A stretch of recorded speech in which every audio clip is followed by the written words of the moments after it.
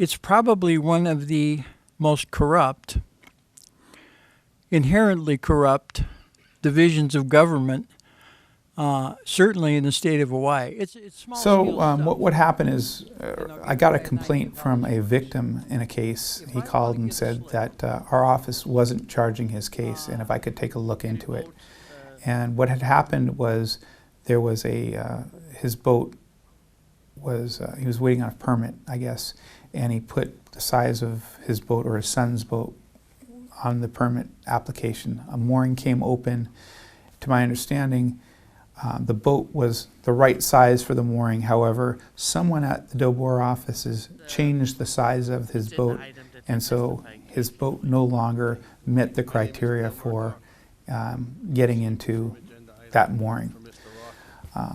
So he asked me to take a look into it. The case was filed of changing information on a government document. Had something real quick in my mind, but after listening to Uncle over here, I just wanted to touch real quick. Yeah, everything he's saying is true. There's a lot of bad stuff going on, and just want to let you know that it was me at the contested case hearing that this agenda item for Mr. Roth. It was me. It was my hearing that was there.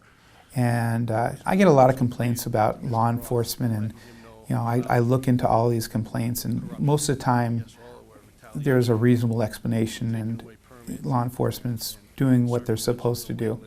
One of the things he told me is to talk to some people at DLNR because there was retaliation being done in this case. And so I started following up and found out from employees at DLNR that yes, there is retaliation. They wouldn't be surprised if retaliation was coming from the DLNR office.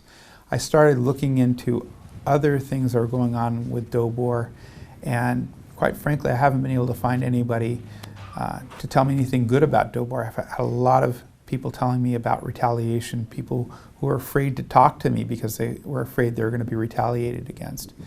And as I looked into this, I sent a request to the Attorney General as well as to Chair Case of the DLNR asking that an investigation be done, and that I told Chair Case in one of the emails that we had heard that even from DLNR employees that they believe that there's retaliation and other things going on. Chair Case responded in an email asking me for the names of the employees, and I just could not give those people. You don't give out whistleblowers.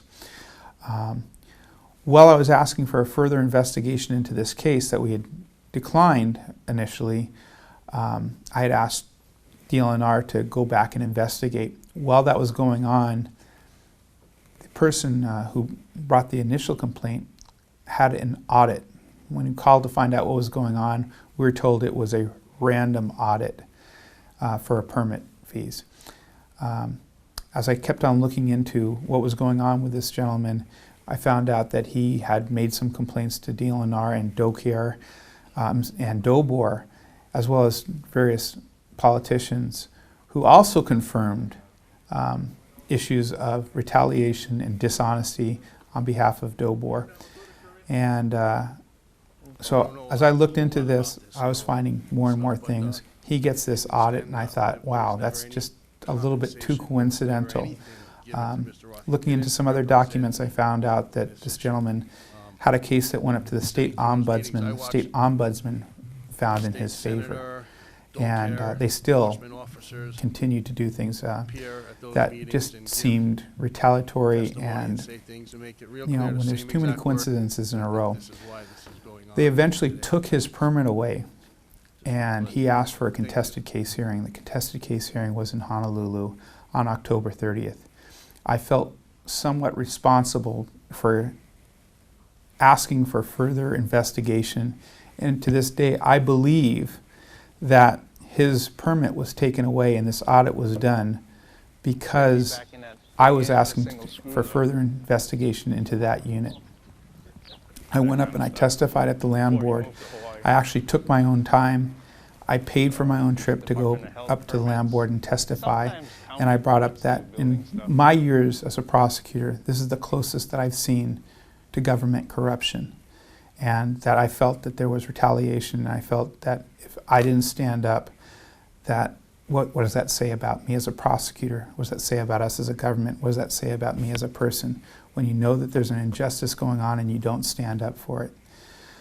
So I went over there and I testified, and Mr. Underwood, the head of the DOBOR division, I guess took it personally, and true to form, he retaliated and he filed an ethics complaint against me, accusing me of, I guess, using my position as a prosecuting attorney to represent someone. I wasn't representing this person. He accused me of getting some kind of thing. He said, let me just give you something. I told him no. So I did not receive anything. I paid for my trip on my own. I took vacation time on my own. And so he filed this ethics complaint. And at the ethics board, the hearing officer, they saw quickly through it. My job as a prosecutor, I could have went on the county's dime.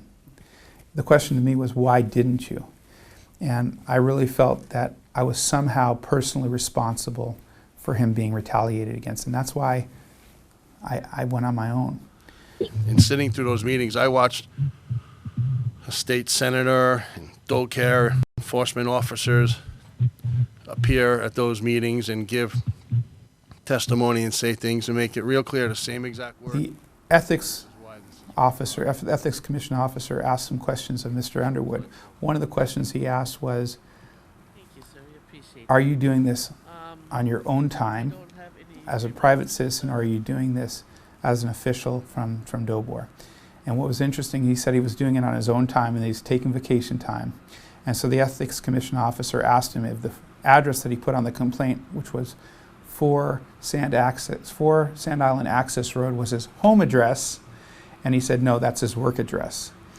The ethics officer asked him if the email address, I think it was Edward Underwood at hawaii.gov, was his personal address, and he said no, that was his work address. And unfortunately, they didn't ask him where he was making the call from because he was calling in. My belief is he was probably at work. But I really felt it was important as a citizen to stand up to fight an injustice. And that's why I became a prosecutor, is to fight for injustices and to keep our island safe and healthy. And that doesn't happen when you have officials who are abusing their powers and vindictively going after people. We can't do that as prosecutors. And that's kind of what happened. Right now there is an investigation going on by the Attorney Generals, and I'm hoping that they follow up on the complaints, because there's a lot of them. I've heard from ordinary citizens, I've heard from legislators, I've heard from people inside of DLNR, and people believe, I believe there needs to be some changes made, and at this point we just haven't seen it.